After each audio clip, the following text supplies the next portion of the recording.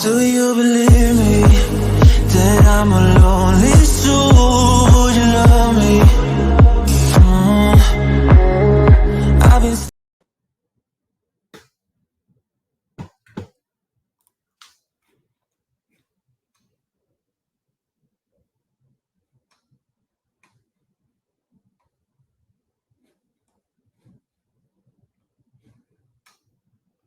Boa tarde, pessoal.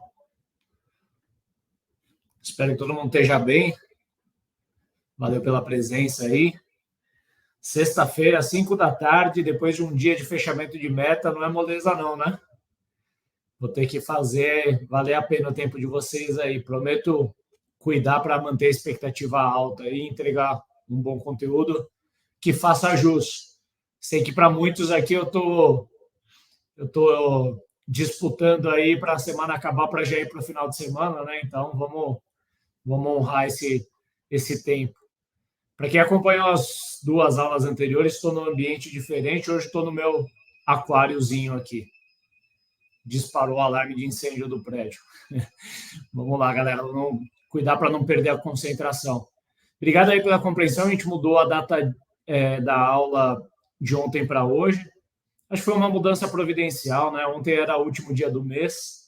Naturalmente, quando a gente programou as aulas, a gente contou com isso, mas foi chegando próximo ali, e tanto nós quanto algumas pessoas aí, porque o grupo é relativamente pequeno, né? Que a gente está fazendo essas aulas VIP. A gente entendeu que se uma parte das pessoas não poderia, não custaria nada a gente mover aí a data para hoje. Espero que tenha funcionado bem para todo mundo. E vou deixar o mistério no ar se a Hamper bateu a meta ontem ou não. Está aqui no meu conteúdo, a gente descobre, está mais para o final aí. Galera, vamos lá, vamos dar sequência. Essa é a quarta aula, é a minha terceira aula, mas nós tivemos a primeira aula já com o Fabrício. Se você está chegando agora através dessa aula, saiba que temos outras, as aulas elas estão ficando gravadas. Ao todo são 6 aulas, a gente está abordando diferentes temas. Dessas 6 aulas eu estou puxando 3. Eu queria apresentar, antes de a gente entrar na aula hoje, que é sobre CRM, eu queria apresentar o projeto que vocês estão fazendo parte. A gente fez um estudo de marketing e vendas B2B, que a gente acredita que é providencial aí para o momento do ano que a gente está agora, né? A gente está, desde o começo desse trimestre, em planejamento estratégico na Hamper para o ano que vem. Então, a gente imaginou que os nossos clientes, empresas próximas da gente, estariam vivendo mais ou menos o mesmo momento. Como a gente tem uma visão privilegiada do mercado quando o assunto é marketing e vendas, a gente decidiu parar para registrar algumas coisas e tornar público, né, esse conhecimento, pelo menos para essa rede de empresas mais próxima da gente. Então, a gente fez esse estudo, nós lançamos ele, deve ter algo como 10 dias, fizemos uma transmissão ao vivo no YouTube da Hamper, contamos ali com a participação de mais de 1.000 pessoas acompanhando a gente ao vivo. E agora a gente está na segunda etapa desse projeto, que é uma etapa de caráter mais VIP, né? Essa parte aqui são aulas, né, que compõem um curso, que só quem comprou o curso ou quem é cliente da Hamper ou das marcas parceiras que tem acesso. Tá bom? Então, eu queria apresentar brevemente como que a gente construiu esse estudo e aí a gente entra na aula. Então, o método usado para esse estudo é um método opinativo, né? Quando a gente quis abordar o assunto de marketing e vendas B2B, a gente tinha várias perspectivas que a gente abordar. Uma delas poderia fazer uma pesquisa com o mercado e talvez tentar tirar a partir da média de resposta né, e fazer um estudo em cima, comentado e tal. A gente decidiu ir por um caminho um pouco diferente, né? Acho que sem nenhuma presunção aqui, né? A gente assumiu que a gente tem conhecimento nesse espaço para entregar, que a gente talvez enxergue de um galho um pouco mais alto o que está acontecendo em termos de marketing e vendas Brasil afora. E como a gente também não tem todas as respostas, porque tem algumas técnicas que a gente lida aqui na Hamper por natureza, né, dos nossos produtos ou do que a empresa faz, outros a gente conhece, mas não conhece tão bem quanto quem está vivendo isso. Portanto, a gente fez o convite para algumas empresas próximas da gente falarem dos seus assuntos de domínio, né? Então, além de mim capitaneando as aulas, a gente conta aí com o Daniel da Fester, que fala sobre branding, com o Fabrício da Leadster, que fala sobre geração de leads, e o Kelmer da Harpoon, que fala sobre ABM, Account Based Marketing. A aula do Fabrício já foi a primeira, está gravada, está na nossa plataforma para vocês assistirem quando vocês quiserem. Eu fiz a segunda, a terceira e estou fazendo a quarta aula hoje. Na semana que vem, segunda e terça, a gente ainda tem a aula de branding com o Daniel e a aula de ABM com o Kelmer. Não percam, se perder fica gravado, mas a vantagem de acompanhar as aulas ao vivo é poder mandar perguntas para os speakers. Esse conteúdo, portanto, está sendo produzido pela Hamper, como host aí do projeto, mas conta também com o apoio das marcas parceiras aí, Fester, Harpoon e Leadster. E os assuntos que a gente cobre tanto com o estudo que a gente construiu, quanto com as aulas que a gente está transmitindo. A ideia aqui é a gente fazer a cobertura dos assuntos outbound, geração de leads, inbound, branding, ABM e CRM. Hoje, especificamente, a gente vai falar sobre CRM. E a abordagem, né, o approach que a gente quis dar para o estudo foi trazer uma visão de as is e de to be.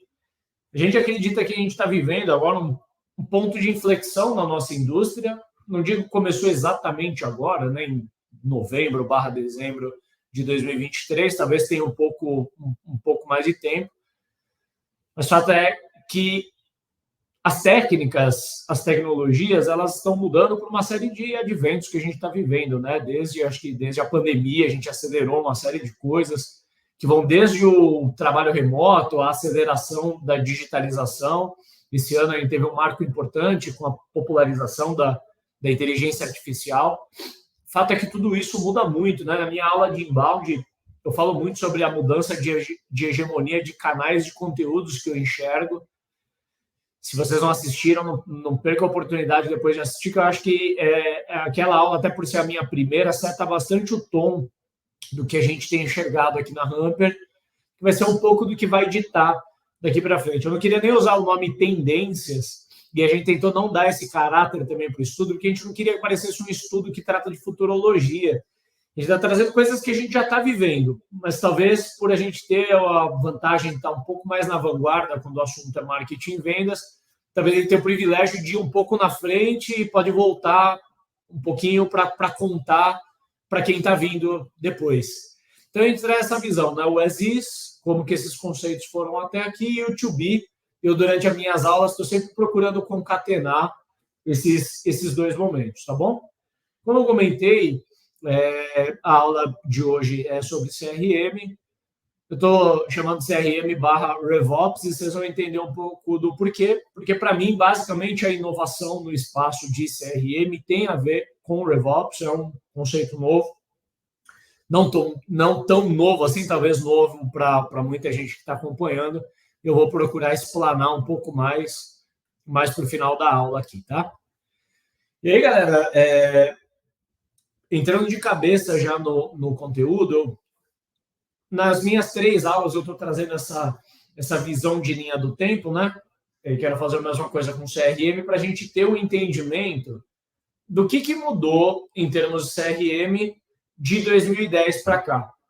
E não que o conceito de CRM tenha nascido em 2010, eu acho que é muito mais antigo, mas quando a gente olha assim para Brasil, especialmente, eu acho que a popularização do CRM anda muito junto com a popularização do cloud computing, né, e do SaaS no Brasil. E a gente sabe que essas tecnologias elas começaram a ganhar embalo mais ou menos a partir de 2010. Antes disso, algumas empresas usavam CRM. Talvez era um privilégio mais de empresas maiores que já tinham isso embedado em seus ERPs. E vamos combinar que também eu acho que o CRM durante muito tempo não foi essencialmente uma ferramenta feita para ajudar a vender mais, né? E sim, muito mais uma ferramenta para registro e formalização das vendas, né? Não que isso seja necessariamente errado ou um problema, né? Mas eu acho que a visão de CRM como uma ferramenta feita para ajudar a área de vendas a performar mais, começa mais com a Salesforce, né?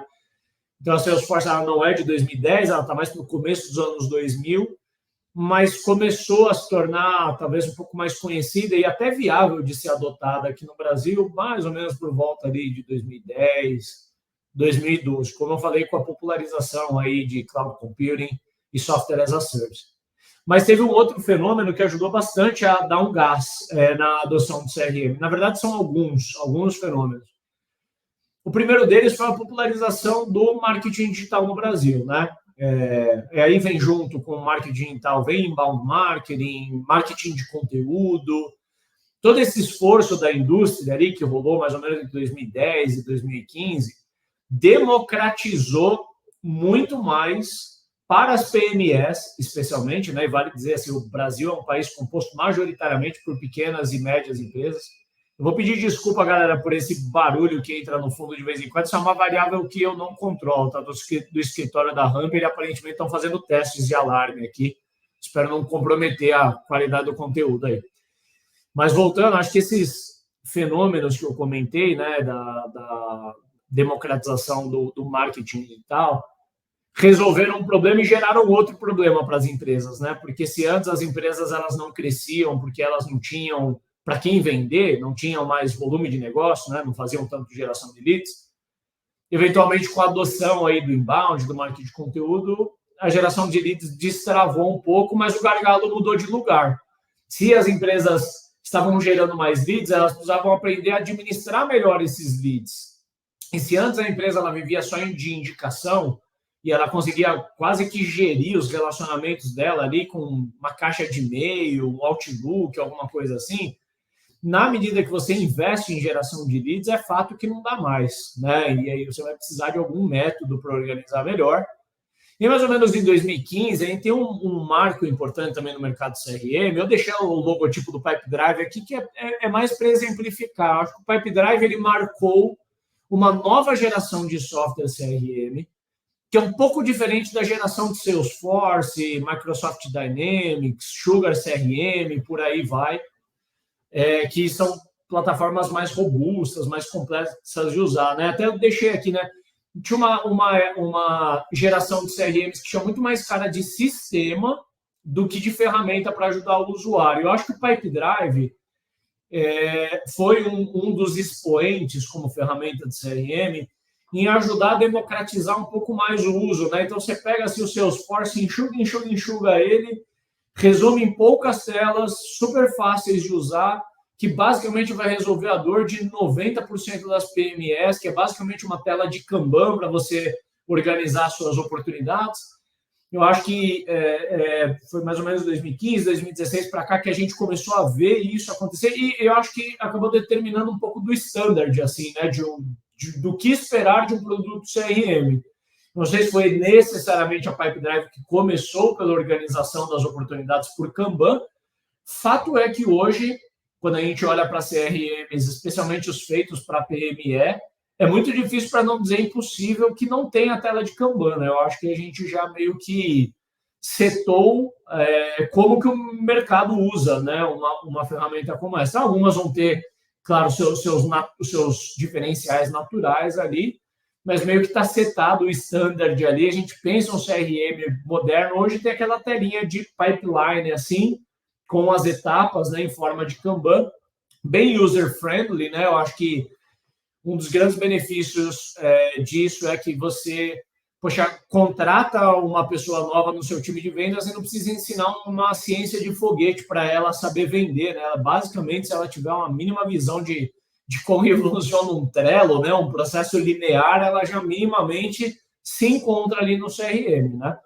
E depois a gente vem com mais um fenômeno. Eu acho que nesse fenômeno a Ramper tem a sua bela contribuição, e eu falo sobre isso na aula de Outbound, que é a popularização do Outbound no Brasil, né? Eu acho que a Ramper, e também aí com o esforço de outros players, a gente democratizou o acesso da prospecção Outbound para que pequenas, médias empresas conseguissem fazer por meios mais digitais. Tudo isso aumentou muito a adoção das ferramentas de CRM, e hoje, assim, eu, na minha modesta opinião, só não tem CRM quem não quer, né? Porque se você encontra CRMs aí, ofertas a partir de R$ 50 por mês por usuário, para mim isso, né, o valor investido aí não é desculpa nenhuma para uma empresa não ter. Para mim, CRM é uma das ferramentas mais básicas. Na Hamper, desde o dia zero, a gente já usava, porque eu sabia da minha ambição com a empresa, eu queria que ela crescesse, e eu não queria que o processo comercial fosse um gargalo. Portanto, eu já comecei como CRM. Eu não vejo como uma ferramenta de CRM ser um ofensor de caixa para uma empresa, muito pelo contrário. E eu vou falar mais isso. Mas, para mim, o CRM é onde está o ouro de toda empresa. Antes de falar mais sobre isso, eu queria falar sobre os problemas comuns, porque quando a gente fala CRM, para mim, veio uma conotação bastante estratégica, mas eu sei que o sentimento que bate em pessoas diferentes é um sentimento diferente. Algumas pessoas têm um sentimento meio agridoce quando o assunto é CRM, porque sabe da importância do CRM, mas ao mesmo tempo tem uma frustração do tipo assim, putz, na minha empresa a gente até usa um CRM, mas nossa, é tudo meio desatualizado, não dá para confiar na informação que está lá. Então, assim, eu mapeei o que para mim são os 4 principais motivos aí de falhas de projetos de CRM. E quando eu digo falha de projeto CRM, não só do ponto de vista de implementação, mas do ponto de vista de uso mesmo. Às vezes o CRM foi até bem implementado, mas no passar do tempo ele foi perdendo ali, né, o seu sentido. E eu vejo alguns motivos, né, algumas coisas que desengajam o time de usar o CRM ou que levam a empresa a fracassar, né? Primeira coisa é não usar o CRM, ou não usar adequadamente o CRM, o que dá quase na mesma. Não usar um CRM, hoje em dia, para mim é um pecado de negócio, digamos assim, porque, como eu falei, ferramentas CRM são acessíveis, eu não economizaria em ter uma boa ferramenta, porque ainda que tenha um investimento, é um investimento que ele tende a se pagar tranquilamente, não é porque nós temos uma plataforma de CRM, eu tenho essa mentalidade desde sempre. Mas também contratar uma ferramenta de CRM e subutilizá-la ou sucateá-la dá quase na mesma. Talvez aí até pior, porque daí você fica só com o lado ruim, né? Você só paga a fatura do fornecedor e não está usando. E, pasmem, tem uma cacetada de empresas aí que contratam CRM e não dão o devido uso. Quer dizer, se você não tem todos os seus leads lá dentro, se o que está no pipeline não reflete a realidade do que está sendo negociado na rua, se as vendas não estão sendo registradas lá dentro, assim como as perdas, e aí você separa os motivos de perda para você estudar, se você está perdendo muito para concorrente, para qual concorrente você está perdendo, se você está perdendo para preço. Quer dizer, olha quanto ouro, né, que tem dentro do CRM, e ainda assim muita gente reluta em usar. Então, não usar é um dos principais problemas. E só ter o CRM para dizer que tem também não muda muita coisa. Né? O CRM ele tem que ser amplamente adotado como quase que um artefato cultural dentro de uma área de vendas. Outra coisa que vai desengajar, e aí muita gente, talvez quando eu estou falando de não usar o CRM, eu estou falando mais de uma consequência do que de uma causa, né? Eu estou falando mais do sintoma do que de uma causa raiz. Mas uma causa raiz que eu apontaria é se o teu CRM ele é muito dependente de input manual, o time tende a boicotar. Então, isso é um outro problema. É um CRM muito artesanal, com as coisas muito manuais, muito defasado, um CRM pouco flexível do ponto de vista de integrações, ou até tem o fornecedor dá a possibilidade de integrações, mas você particularmente não integrou o seu. Quanto mais input manual o CRM vai ter, mais passível ele é de seguir adiante com campos que não foram preenchidos, o vendedor esqueceu de dar ganho na data e aí bagunçou as estatísticas e por aí vai. E tem um outro ofensor também que muito trabalho é feito fora do CRM, né? Basta a gente pensar quanto tempo que o nosso time de vendas passa em WhatsApp, telefone e e-mail. E se essas coisas estão sendo feitas fora do CRM, isso vai ser um problema, porque o vendedor ele tem que lembrar de tudo que ele falou na ligação, voltar lá no CRM e registrar na mão, se ele lembrar, e vai depender muito também da fidelidade do que ele lembra na hora de registrar, também acaba sendo um problema. Eu vejo um terceiro problema, e isso eu acho que tem mais uma causa do que uma consequência. Algumas ferramentas de CRM, a concepção delas tem mais a ver, quando é uma ferramenta muito feita, pensada no gestor e não nos usuários, vale pensar assim, pô, se eu tenho uma equipe de 10 pessoas, é uma pessoa na gestão, 10 pessoas usando. Né? Mas muitas vezes a ferramenta ela é feita para agradar o gestor, porque é a pessoa que vai tomar a decisão na hora de contratar. Mas não adianta, se as 10 pessoas que vão usar não comprarem o CRM também não sai do lugar. E para mim, uma das razões é quando o CRM é muito mais focado em controle do que em produtividade. Se o time de vendas ele entende que o CRM é uma ferramenta feita para auditar o trabalho dele, para microgerenciar o trabalho dele, não para ajudá-lo a performar melhor, ele vai boicotar o CRM também. Tá certo? Então, um dos maiores motivos de fracasso para mim tem a ver com essa concepção, com essa diretriz da plataforma.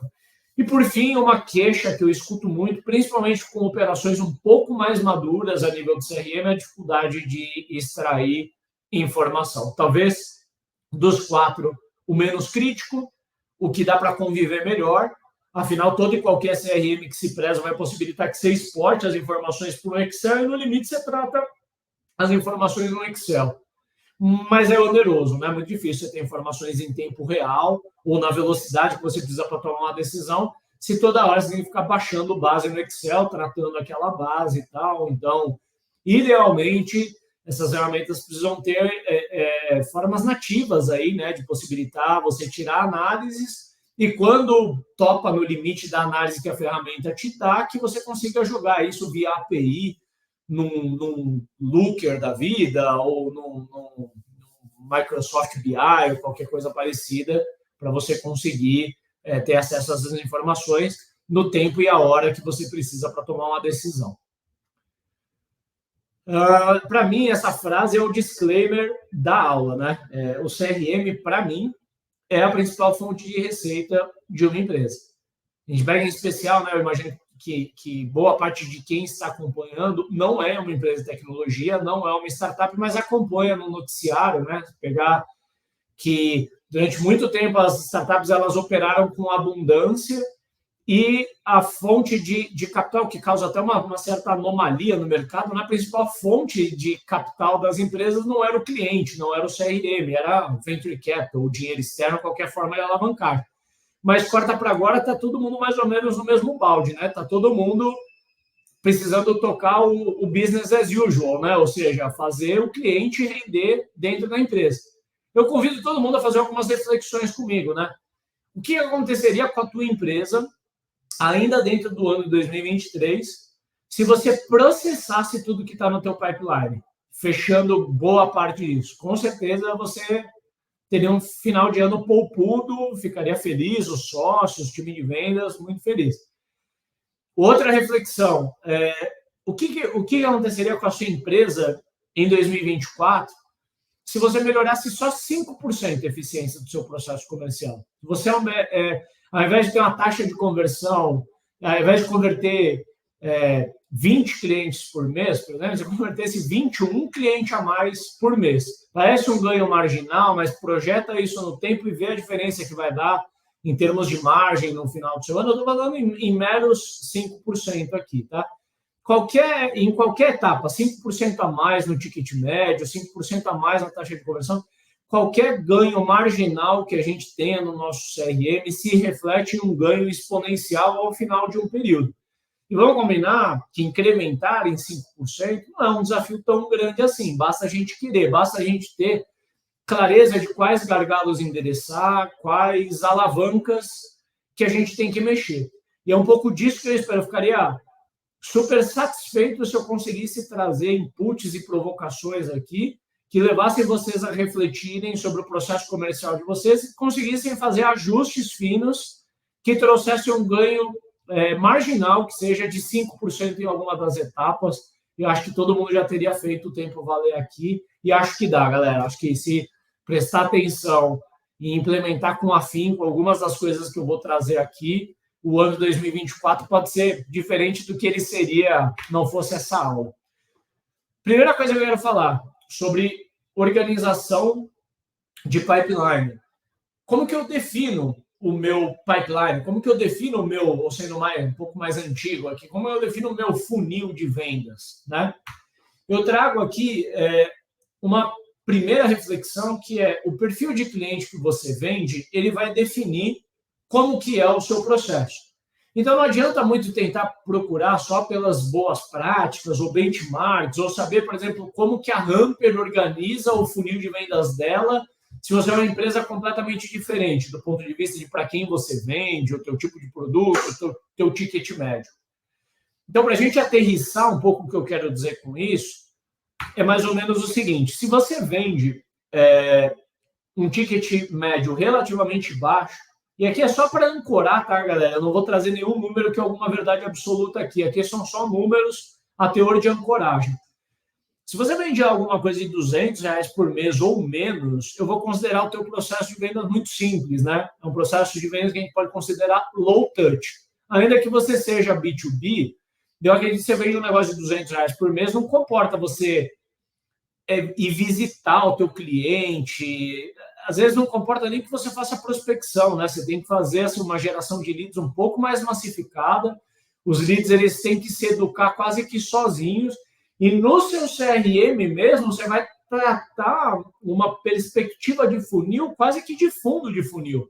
Porque se você tiver que fazer a jornada inteira do funil, e como eu brinquei, né? Você tem que prospectar, diagnosticar, visitar, construir solução, negociar contrato para depois fechar uma venda de R$200 não faz sentido nenhum. Então, normalmente, o funil é muito mais enxuto, no caso de uma venda low touch. Aí a gente vai para a venda mid touch, que daí é um perfil mais intermediário de uma venda que eu ainda considero simples. Para vender algo de até R$2.000 por mês, e de novo é uma ancoragem aqui, não uma verdade absoluta, mas muitas vezes para vender algo de até R$2.000 por mês, você consegue fazer uma venda simples. E para mim, o que caracteriza a venda simples?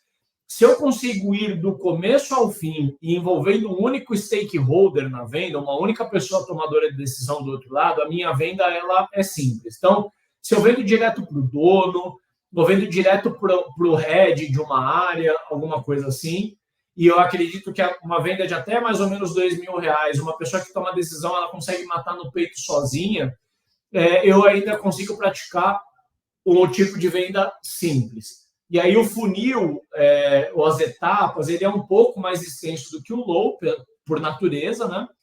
Mas ele ainda não é um processo de vendas que a gente pode considerar complexo. Já diferente do que eu estou considerando aqui como high, né? No high, a gente já entra num padrão de vendas que a gente pode considerar complexo. E se eu atribuo ao processo de venda simples uma venda que eu consigo tocar quase que do começo ao fim, envolvendo um único stakeholder, o que define para mim a venda complexa é quando você precisa envolver mais de um stakeholder dentro da empresa que está comprando. E isso, por definição, vai tornar o teu processo de vendas complexo. Por quê? Nos que você vende uma solução de marketing, como eu vendo, uma solução de automação de marketing. Estou negociando com uma grande conta, um ticket alto. Não vai ser só a área usuária que vai definir aquela contratação, porque marketing está contratando, mas a área de vendas, às vezes, influencia nessa contratação. A área de compras é envolvida, porque vai negociar. A área de TI do cliente vai ser envolvida, porque a gente vai fazer disparos de e-mail, vai mexer com o domínio, com o servidor. Aí, às vezes, entra a área jurídica, a área de compliance, por aí vai. E isso varia com um ciclo de venda simples, que levaria 1 mês ou 2, a longa, um ciclo de vendas complexo de 3, 6 meses, que acho que é natural para muita gente que vende um negócio mais complexo. Eu acho pouquíssimo provável que você consiga vender algo de 20 mil, na casa de R$20.000 por mês, por exemplo, falando com uma única pessoa dentro da empresa, ainda que ela seja dona, que seja sócia majoritária ou qualquer coisa parecida. Provavelmente isso passa por algum comitê de decisão, algum conselho, além de envolver áreas de forma mais transversal, para no fim a gente ter aí o que costuma ser o processo de venda mais complexo, que é quando você faz venda enterprise, né? Vendas de tickets realmente altos, aí, vendas na casa de centenas de milhares, às vezes até de milhões. E isso mexe, a gente pode imaginar na nossa fase, né? Então, pegando pelos extremos, se na venda low touch, o processo de vendas costuma ser muito simples, né? Se eu não vou ficar 60 dias me relacionando, é mais um go no go, né? Uma venda mais de impacto, ou seja, eu falo na hora com aquele lead. Tem gente que chama isso de click to call, né? Você basicamente bate uma ligação para dar um go no go ali com o lead. Normalmente operações assim de modelo simples são operações muito intensivas do ponto de vista de volume de lead, né? Pensa assim, empresa que vende curso de inglês online, né? Tem que ter como operação de site sales que é quase um call center conectando lead o tempo todo, mas não dá para ficar 6 meses trabalhando aquele lead, né? É basicamente quer ou não quer. O contrário de uma venda enterprise, que muitas vezes você já está falando 3, 4 meses com aquela conta e não sentiu nem cheiro de dinheiro ainda, cheiro de proposta, né? Portanto, a gente vê, é claro que eu trago um funil muito mais simples aqui, muito mais para a gente ter uma visão de anatomia, mas é claro que o funil enterprise ele é muito mais longo e ele presume ter muito mais etapas, porque isso reflete o tamanho da complexidade para essa venda acontecer. E aí, trocando em miúdos e aterrissando, é claro que assim, galera, aqui não tomem isso como uma regra, né? Eu não recomendo que você copie e cola o que eu estou sugerindo aqui para o teu processo, principalmente se o teu processo já roda. Se você está começando um processo do zero e precisa de um ponto de partida, aí eu recomendo você pegar aqui, eu acho que já consegui entregar a partir disso daqui um bom ponto de partida. Mas se não, precisa sair ajustando a sua... o seu Kanban, né, o seu pipeline de vendas a partir do que eu estou dizendo aqui.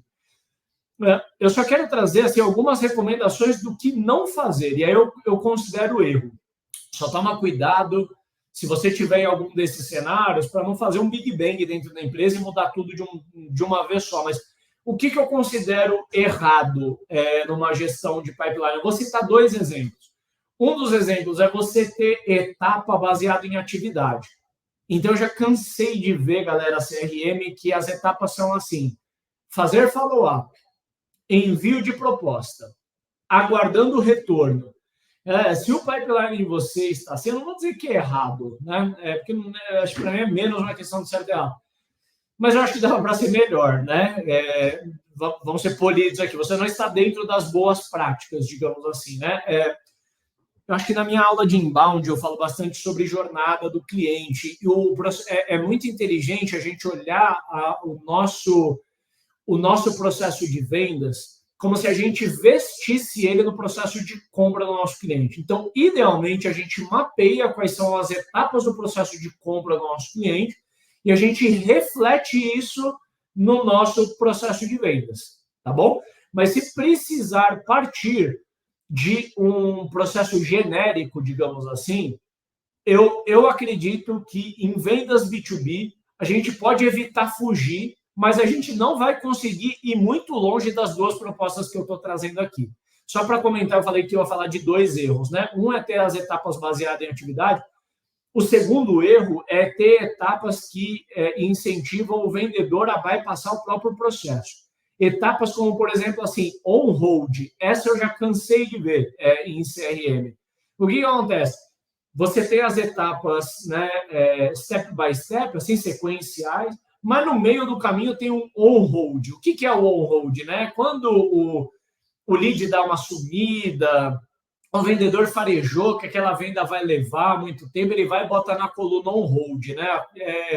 A coluna on-hold acaba quase virando uma lixeira 2.0. É um lead que ele foi descartado, mas o vendedor está com dó de dar loss nele. E ter algo como uma coluna on-hold é uma destruição de processo, porque detona as métricas, detona um ciclo médio de vendas, cria um hábito ruim no time, porque o time, via de regra, não tem que ter medo de dar perdido no CRM. Ele tem que lutar até o fim pelo lead.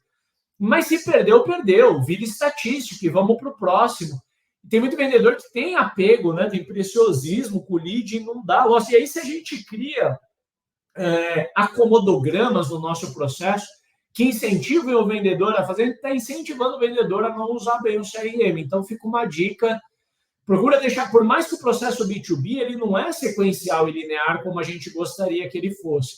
Mas também não dá para criar um processo de venda que é um zigue-zague, porque senão todo mundo vai ficar muito confuso. Então, a melhor forma de retratar um processo de venda ainda é na telinha Kanban, na minha opinião, mas evitar ter essas colunas assim que incentivam o time a usar o CRM errado. Então, tendo falado sobre essas coisas, estão aqui 2 modelos. Se você tem um processo de venda complexa, e aí por complexo entendo assim, uma venda de pelo menos leva no mínimo 3 meses, alguns milhares de reais envolvidos por mês ali no contrato, preciso falar com mais de um stakeholder, eu recomendo um processo de 6 etapas, onde tem conexão, que é quando eu falo com o lead. Aqui, essa etapa é posterior à prospecção, tá, galera? Eu não recomendo ter numa mesma tela de funil de venda as etapas de prospecção por pessoas diferentes. Então, a geração do lead precede esse funil. Tendo isso em vista, quando o time de vendas recebe um lead recém-chegado, independente de ser inbound ou outbound, ele tem que fazer a conexão. Me conecto com o lead que acabou de chegar. É um e-mail, é uma mensagem no WhatsApp, é uma ligação. E aí, depois, eu preciso me conectar com ele para, então, poder qualificar. Qualifiquei, eu vou para um diagnóstico. Eu vou entender o que ele precisa, quais são as dores dele, se eu resolvo, se eu atendo. Para daí, para a parte de solução, isso pode envolver um trial, pode envolver uma POC, pode envolver uma arquitetura de solução, pode envolver demonstração, reunião presencial e por aí vai. Para, então, entrar em negociação, etapa de proposta, ajustes, etc. E depois a etapa de contratação. Por que separar a negociação de contratação? Porque, às vezes, já está negociado, mas vai para uma etapa de contratação, que é aquela máxima, né? Já mandamos o contrato, foi para o jurídico, foi para o comitê de aprovação, mas já está negociado, né? Está esperando para contratar, uma probabilidade muito alta de fechar, mas ainda não caiu a TED na conta, então não está fechado ainda. E um modelo de venda simples, que eu estou chamando de mid-touch, que inclusive a Hamper adota, a gente usa muito esse processo.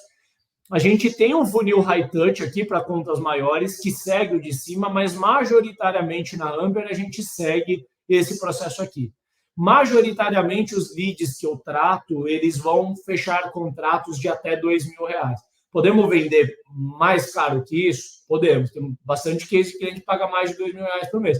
Quando é esse caso, vai para esse funil aqui. Quando é um caso que é onde a gente tem mais volume, é o funil mid-touch. Aí é a etapa de MQL, SQL e OP.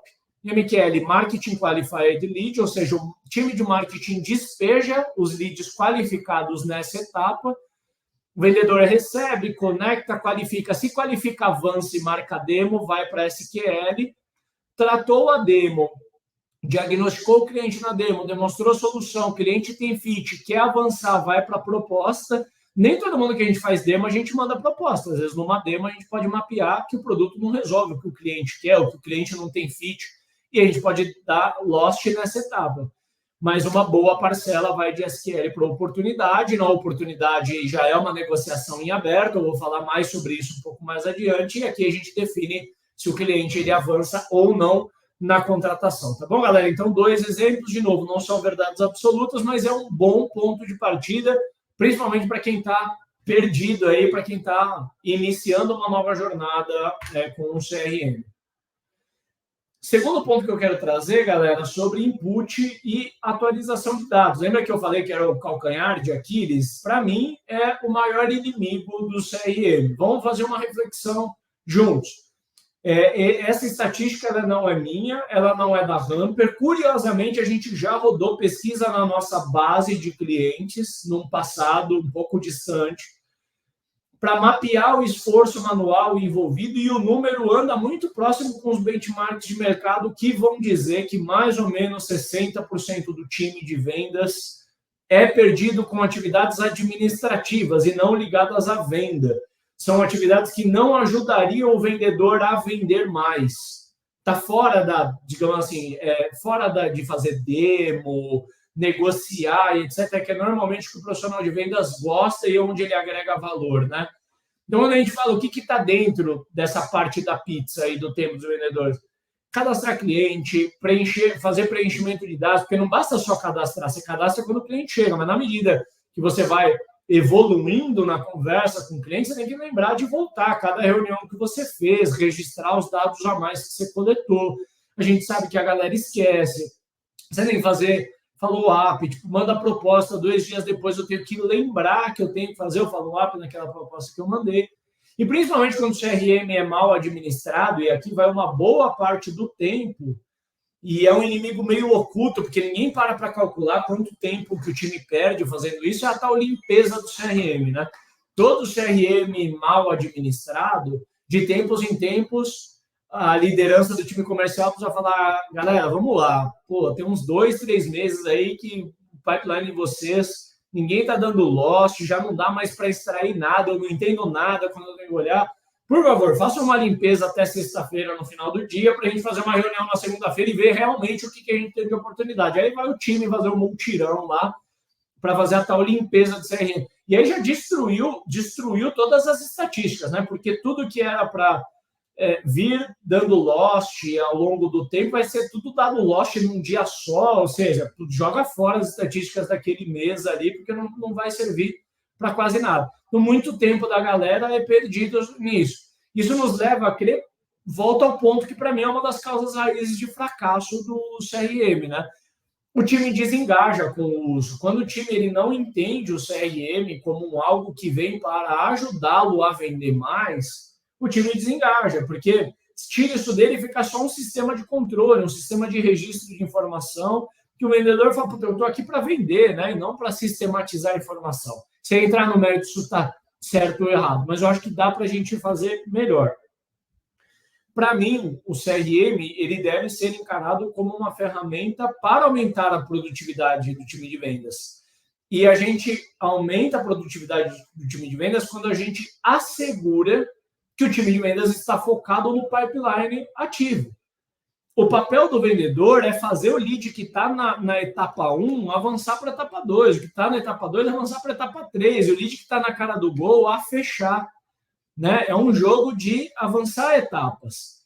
Se a gente tira isso, o vendedor perde muito tempo construindo lista, fazendo abordagem fria, fazendo follow-up na mão, a gente descaracteriza o vendedor de fazer o que ele é. E até poderia ter jeito assim, tipo, poxa, mas então tem empresa que tem assistente de vendas para ajudar o vendedor a não fazer o que ele deveria fazer para mantê-lo produtivo. Poderia até ser, ou talvez mais antigamente, mas eu acho que hoje em dia tem formas mais escaláveis de resolver isso. Então, qualquer ferramenta de CRM de mercado atual que se preza, né, ela vai ter um setting de automações e de integrações praticamente nativas da ferramenta. Então, por exemplo, se você gera leads que não sejam leads só de indicação, o que eu recomendo bastante, né? Você tem alguma estratégia de captação de leads inbound ou de captação de leads outbound, o teu site gera leads para você, o teu Instagram gera leads para você. Isso para começo de conversa, essas plataformas elas precisam alimentar automaticamente o teu CRM. Porque se esse lead chega na caixa de e-mail do profissional de vendas, o profissional de vendas ele vai ver o e-mail na hora que ele consegue ver, vai responder aquele lead na hora que ele tem disponibilidade de responder e vai cadastrar no CRM se ele lembrar de cadastrar ou se ele for muito pressionado para cadastrar. Como que a gente mitiga isso? Integração. Toda plataforma, minha opinião, todos os leads que são gerados pela empresa precisam entrar no CRM de forma automática, para evitar esse trabalho manual, o trabalho de esquecimento. E, eventualmente, concatenando integrações com automações, quando o lead ele cai no CRM, o CRM já identifica quem que é o próximo vendedor que vai atender, aquele lead já atribui ao vendedor, já manda um e-mail automático em nome do vendedor, para aquele lead, apresentando o vendedor, disponibilizando a agenda e os contatos do vendedor. Então, o tempo de resposta do lead que converteu no site ou reagiu a uma prospecção outbound e ele já estar atribuído ao vendedor é quase imediato. E esse processo precisa acontecer de uma forma fluida e com o mínimo de fricção possível para o lead, até tendo em vista de que isso está muito presente na aula do Fabrício, né? Adquirir lead está cada vez mais difícil e mais caro. toda empresa tem pelo menos 5 competidores relevantes. O lead que converte no teu site, converte no site do teu concorrente também, talvez de uns 3 concorrentes. Então, quanto melhor for a experiência que você conseguir prover, quanto mais rápido você reagir ao lead, maior vai ser a probabilidade. Corta para o que eu estava falando, né? Quanto mais processo manual tem, mais fricção a gente vai colocar. E eu sempre paro da premissa de que o vendedor ele não está de sacanagem, ele não demora para conectar o lead porque, né, você é pejorativo, aquilo porque o vendedor é preguiçoso ou qualquer coisa assim. Eu não curto ir por esse caminho. Mas eu acho que o que a gente puder fazer para tornar esse profissional mais estratégico e liberar a banda cognitiva dele para ele focar em vender, liberar o tempo dele para ele focar no pipeline dele, energia dele para ele focar em fechamento e negociação, tanto melhor. E os CRMs também já tem, né, muito comum a automação de atividade, né, de você já, mandei uma proposta, já programa um follow-up, eu posso trigar algumas coisas, tipo, se o lead percorrer tais coisas, ele já muda de etapa sozinho no pipeline, só para citar algumas coisas. E, por fim, automações de saída também, né? Eu falei muito de input, mas o CRM ele também gera outputs. Parte desses outputs são os dados, são as métricas, eu vou falar sobre isso. É importante assegurar que o teu CRM tenha essas saídas de dados. Normalmente os CRMs têm, tá? Os SaaS, tanto os brasileiros quanto os estrangeiros têm, mas nem pelo fato de ter significa que as empresas que usam exploram. No caso da sua empresa, é importante desenvolver a competência interna de saber usar a API do CRM, saber como exportar, como tratar isso, como eu tinha mencionado, né, no Looker da vida, uma plataforma de dashboards ou de BI, para você realmente fazer jus, né, ao uso do CRM, se fazer valer dos dados que estão ali para ajudar a gente a performar mais. Tenho falado bastante sobre produtividade de forma indireta, eu quero falar sobre produtividade elevada ao pé da letra mesmo, ou seja, onde está o tempo de execução do time de vendas. Eu tinha falado de onde está, no capítulo anterior, né, 60% do tempo dos vendedores fazendo tarefa administrativa, agora vem outra porrada, né? 80% das atividades de vendas são feitas fora do CRM. O que é curioso? Se a gente for perguntar na maioria das operações comerciais, de uma resposta rápida assim, qual que é a principal ferramenta de vendas da área comercial? O pessoal vai falar, é o CRM, é o Salesforce que a gente usa lá, ou é o Hamper, ou é o Pipedrive, o que quer que seja. Tá, mas onde você passa a maior parte do seu tempo? Eu passo a maior parte do tempo no WhatsApp, falando com os meus leads, né? No WhatsApp, concatenando entre WhatsApp, e-mail e telefone. Né? Então, eu trago uma caixa de ferramentas aqui que normalmente estão presentes na vida de quem vende. Né? E-mail, WhatsApp, Google Calendar, formulários, né, de input de lead, por aí vai, ferramenta de conference call e docs, né, documentos, propostas e outros anexos. Normalmente, o profissional de vendas está trabalhando aqui, né, nas ferramentas que orbitam ao redor do CRM e não no CRM de fato. Isso não é essencialmente um problema, tá? Eu não acho que o caminho é as ferramentas de CRM reinventarem o e-mail.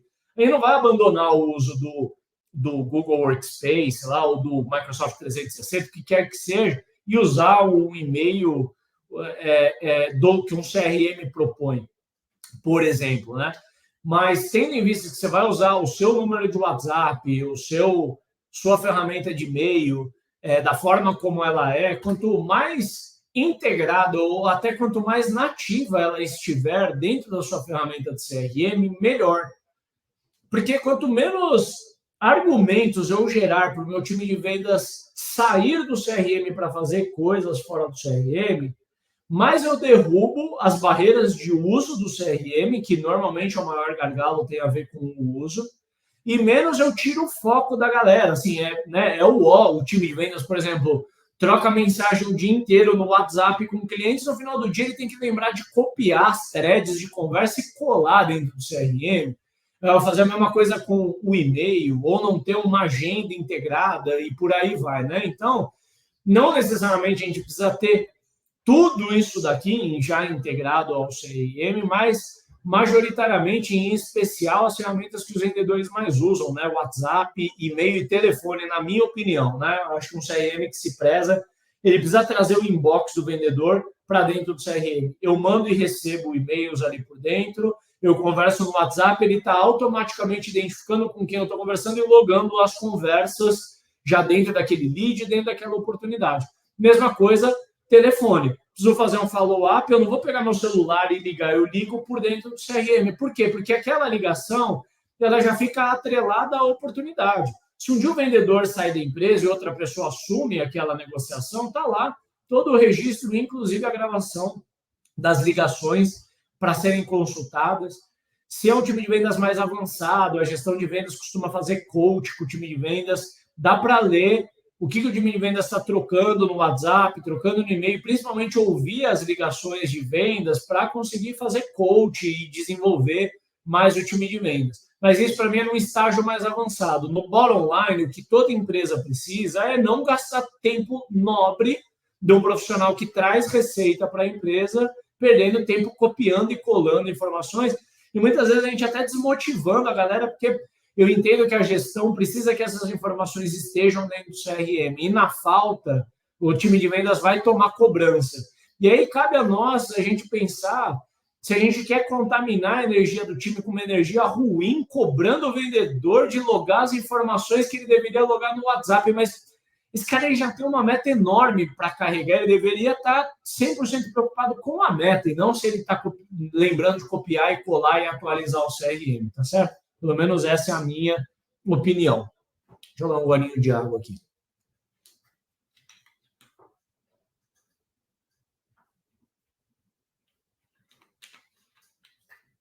Queria falar um pouco sobre métricas e dados acionáveis. Talvez é um problema de quem já está no estágio um pouco mais avançado, né? Se a gente fosse separar quem está no estágio mais inicial, a dor é realmente a adoção mesmo, tipo, o time não usa direito, as informações são desatualizadas, beleza. Superamos essa fase, atravessamos esses gargalos, a próxima dor normalmente tem a ver com métricas. E aí você vai conversar com lideranças de vendas, vai falar assim, não, meu time usa, tá tudo no CRM, não é caro, eu tenho uma dor para tirar informação no meu CRM, eu tenho uma dor, eu não entendo as taxas de conversão que estão lá, não batem com a realidade, enfim, uma porção de outras coisas. O que acaba acontecendo muitas vezes, galera, assim, se a gente não tem informações no nosso CRM em real time, é como se a gente dirigisse olhando pelo retrovisor e não para o para-brisa. O que eu quero dizer com isso?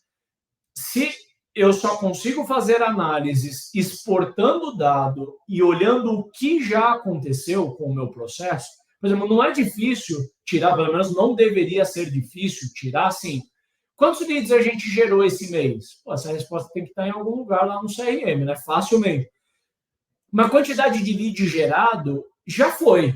É um dado de olhar para trás, né? Ou sendo um pouco mais professoral, aqui é o que a gente chama de lagging indicators, né? É o pós-mortem, é o que já aconteceu.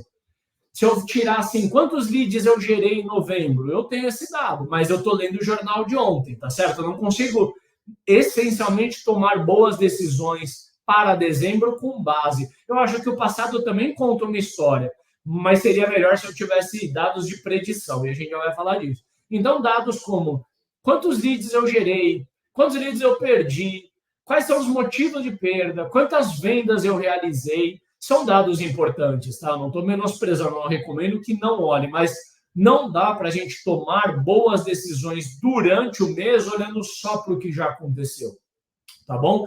Se chega, por exemplo, chega no dia 15 de dezembro, eu olho, eu quero saber se eu vou bater a meta sim ou não.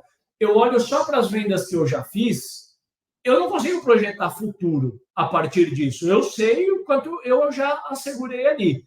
Então, daqui para frente, eu vou falar sobre algumas coisas ligadas à predição. Eu vou falar sobre forecast um pouco mais adiante, mas eu quero trazer alguns dados acionáveis e que não tem nenhuma ciência de foguete aqui, tá, galera? Assim, são dados que eles estão já no CRM.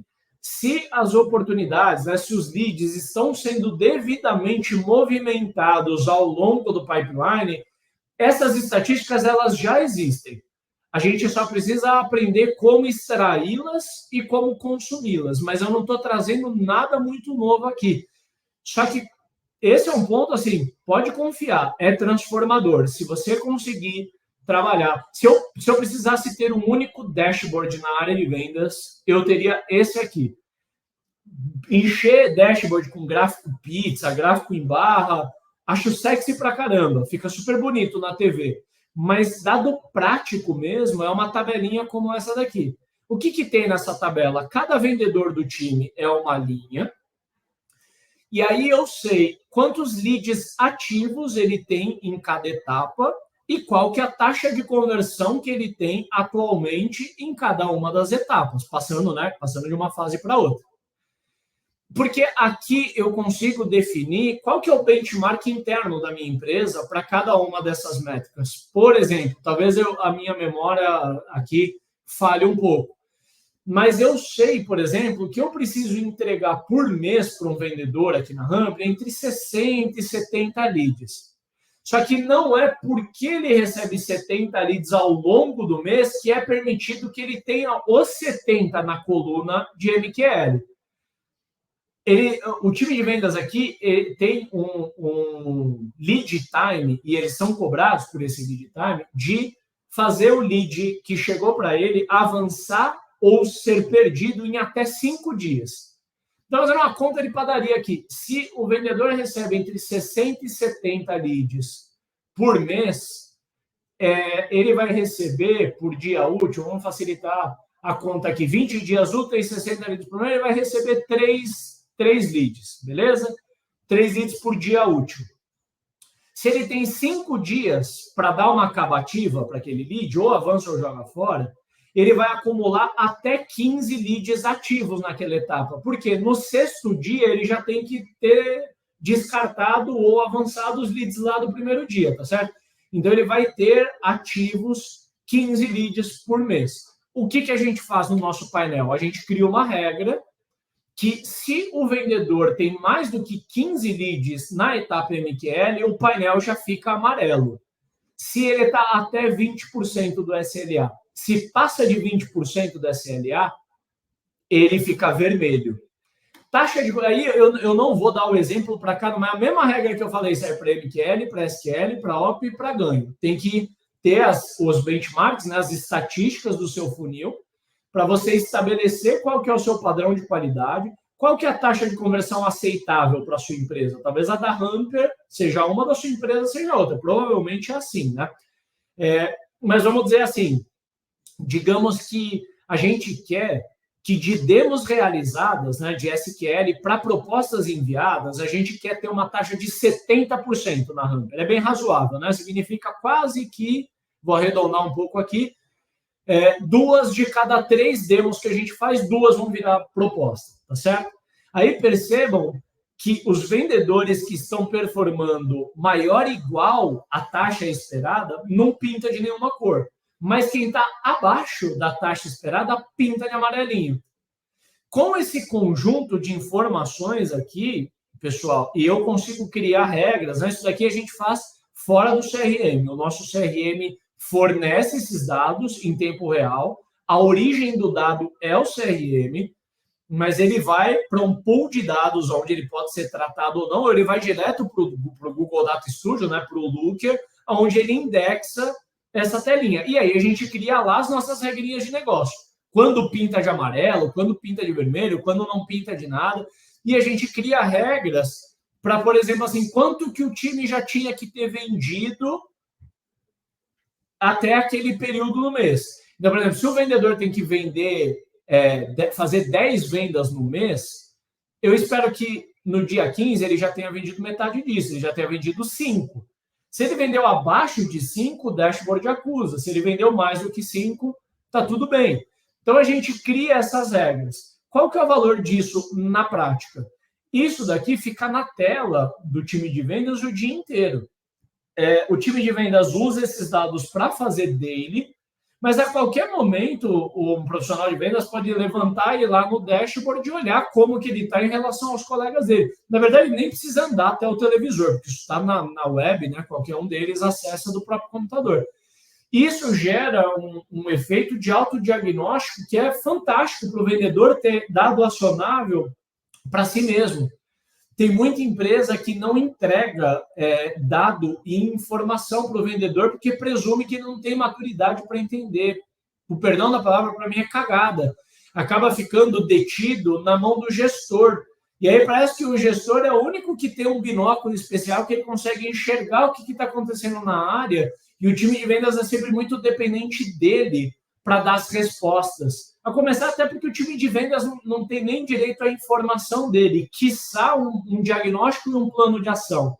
Então, eu convido todo mundo a pensar, né, e confiar no potencial que a gente tem, muitas vezes preso dentro do nosso time. O que acontece se a gente der esse dado para o time de vendas trabalhar e capacitar a galera a entender esse dado, quanto que a gente desonera a gestão de ter que ficar fazendo coach, ou de ter que ficar dando chamadas no time para o time despertar. O próprio time pode despertar. E é uma questão cultural também, né? Tem pessoas do time que não se adequam a isso e para você é muito importante dar esse próximo passo. Você pode avaliar se essas pessoas não poderiam estar em outra área, ou até se faz sentido manter essas pessoas no time. Mas aqui na Hamper, para nós, é muito importante. O time de vendas tem essa compreensão e eles mesmos acompanham, eles mesmos chamam os acionáveis a partir dos dados que estão aqui e já fala, estou com um gargalo na etapa tal. Mas isso também gera tomadas de decisão num âmbito mais gerencial. Por exemplo, se claramente o vendedor não está dando conta do pipeline dele, a gente tira ele temporariamente da distribuição de leads. Não é uma penalização, isso é uma decisão pró-empresa, pró-grana da empresa, para evitar desperdício. O vendedor já tem 100 leads no pipeline dele, claramente ele não está dando conta dos leads. Eu ainda vou continuar mandando 10 por dia para ele, só transbordar, não faz sentido nenhum. Então, a gente tira, orienta ele a processar o pipeline dele. Quando ele tiver com o pipeline de volta no padrão de qualidade Hamper, ele volta a receber leads. E aqui é só um exemplo. Cada gargalo pode levar a uma tomada de decisão diferente, que pode ser desde uma decisão mais técnica, tipo tira dos leads, até uma decisão assim, esse vendedor ele não sabe negociar, precisa criar um plano de desenvolvimento para ele, e alguém precisa ensinar ele a fazer negociação, né? E aí cabe ao gestor desenvolver esse PDI aí com o profissional do time dele. Beleza? E aí o quinto e último capítulo, antes dos takeaways que eu tenho trazido em todas as minhas aulas, eu queria falar sobre implementação e manutenção do CRM. Existe uma questão meio tricky aqui, que é o seguinte. Quando a gente fala em implementação e manutenção, a gente pensa assim, caraca, parece que a gente está falando não, de um ERP, né, de um software cliente-servidor, que são 3, 6 meses implementando e, até aquela complexidade toda. E a gente fala assim, o que eu quero dizer que é tricky é que assim, o fato de os CRMs de mercado serem fáceis de usar não os torna essencialmente triviais. Está cheio de gente que contratou lá o Pipe Drive, o Hamper ou qualquer coisa que não tem um valor astronômico, mas colocou isso, cateou, tá mal implementado. Implementou, foi só até uma parte, né? Só assim, ó, vendedores, contratei, estou aqui sua licença, use aí. E tem empresas que fizeram a implementação adequada, mas não foram dando sustentação ao longo do tempo. Se eu, por exemplo, for olhar para a própria Hamper, o quanto a gente mudou o nosso processo comercial nos últimos 2 anos, o quanto a gente evoluiu o nosso processo comercial, se a gente não tivesse vindo ajustando o nosso CRM para ele refletir como a empresa está vendendo agora, a gente nem estaria mais usando o CRM. O CRM ele não pode parar no tempo.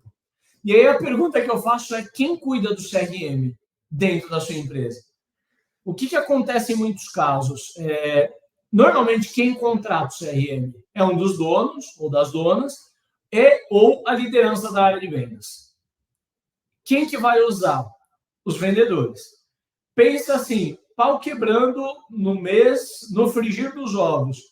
O gerente de vendas para ficar arrumando o CRM? Não para, até porque não é por preguiça, é porque ele tem outras coisas para fazer, ele tem que orientar o time dele a chegar na meta.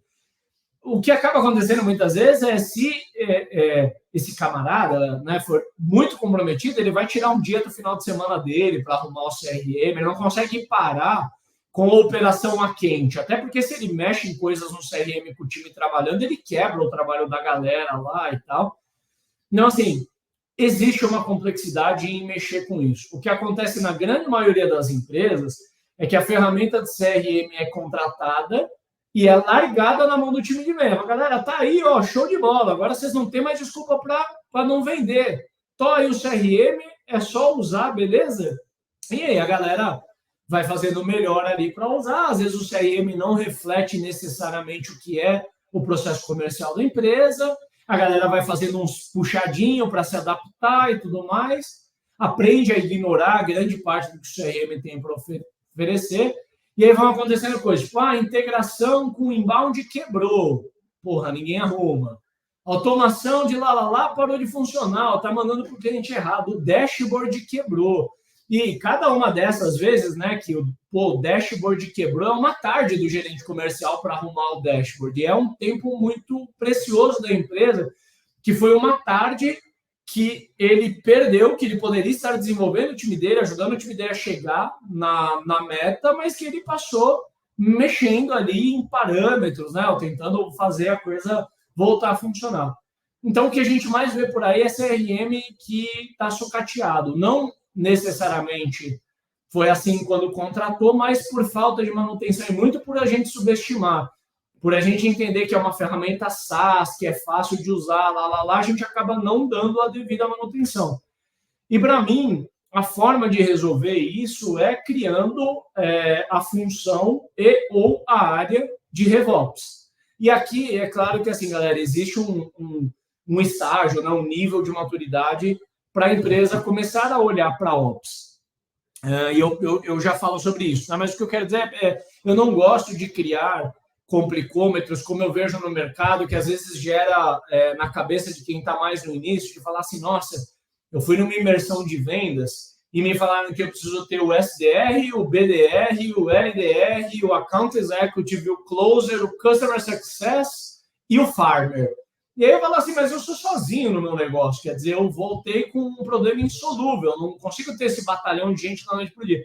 E eu não queria colocar mais uma coisa, tipo assim, além disso, ainda tem que ter a galera de Ops, porque eu sei que para muitas PMS não é necessariamente a realidade. Mas existe um ponto da maturidade da empresa que ter a pessoa de Ops, ela se torna uma alavanca extremamente necessária, extremamente estratégica. O marco, ele é mais ou menos quando você já tem umas 5 pessoas no seu time de vendas, quando você for trazer a sexta, talvez a sua sexta pessoa não deva ser mais um vendedor, deva ser uma pessoa de Ops. Por quê? Provavelmente a sua empresa vai produzir mais com 5 vendedores e uma pessoa de Ops do que com 6 vendedores. A pessoa de Ops, ela causa um ganho de eficiência que torna o processo mais exponencial. Você teria 2 jeitos de vender mais, né? Ou trazendo mais vendedores ou aumentando a eficiência do teu processo comercial. Principalmente no momento atual de mercado, onde dinheiro não é mais uma commodity, o dinheiro não está de graça por aí, para a gente pegar o dinheiro está caro e crescer está difícil, ter ganhos de eficiência no processo, que é aumentei um ticket médio de uma venda, aumentei a taxa de conversão em uma certa etapa, aumentei a quantidade de leads de topo de funil, não necessariamente mexendo no meu headcount, né? Não necessariamente mexendo no meu número de empresas, qualquer oferta começa, pelo menos para mim como empreendedor, me interessa ouvir.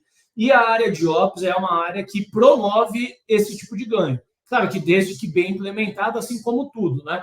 Mas, assim, o que uma pessoa de Ops faz e aonde eu quero chegar com isso? Normalmente, a gente tem a galera de revenue, a galera de vendas, a galera de negócios, né? Chamem como vocês chamam nas empresas de vocês, mas é que eu preciso me apropriar do termo revenue para fechar a história do RevOps, né? RevOps é um acrônimo juntando as palavras revenue com operations. Normalmente, a nossa cabeça é muito assim, eu vou contratando vendedores, né? Preciso vender mais, vou contratando vendedores e mais customer success. E tem a ver, tá tudo bem. Eu considero isso o front stage, né? A galera linha de frente, a galera que fala com o cliente, a galera que traz negócio para dentro. A galera de operações não traz negócio, normalmente não fala com o cliente, porque tem gente para fazer isso, mas é uma galera de backstage. É algo como você tem o time de futebol, tem os jogadores que estão em campo, que performam, e você tem o time técnico e tático, que ajuda no treinamento, ajuda nas estatísticas desse time, ajuda a mudar o esquema tático, se preciso for, para ajudar o time rumo ao time chegar. O que acaba acontecendo é que em muitas empresas, a única pessoa que olha de fora é a liderança da área. E ela tem que fazer isso também. Mas pensa que a liderança de área tem que contratar, tem que demitir, tem que treinar, tem que fazer o one-on-one, tem que fazer PDI, tem que cobrar meta, tem que fazer daily, tem que bater bumbo, uma porção de coisas. Que hora sobra para mexer no dashboard? Não tem tempo. Que hora que mexe na integração do CRM com a plataforma inbound? Não mexe porque não tem tempo. Que hora que reconstrói aquele funil que está todo defasado, as etapas do funil já não refletem mais a realidade, o time de vendas já nem usa mais. Quem que vai lá e vai arrumar? Normalmente, a pessoa de gestão não tem esse tempo e ela é até custoso ter ela dedicada a isso. Então, tem uma razão ali, não é necessariamente escrito em pedra que a sexta pessoa já tem que ser de Ops, mas a partir de um certo número de pessoas no time, pode ser muito interessante aí você ter. Esse conceito de Ops, ele surgiu já tem um tempo, mais recentemente a gente tem falado sobre RevOps, que é uma área que acaba abarcando as pessoas de Ops da empresa. Porque normalmente começa assim, a área de vendas fala, eu preciso de um Ops aqui para me ajudar. Aí, pum, contrato. Dá 3 meses, a área de CS fala, eu preciso de um Ops aqui, porque está difícil, tirar a métrica, pum, põe mais um Ops. Aí, marketing, 6 meses depois, também quer um Ops. E aí, essas pessoas de Ops ficam ilhadas dentro das suas respectivas áreas.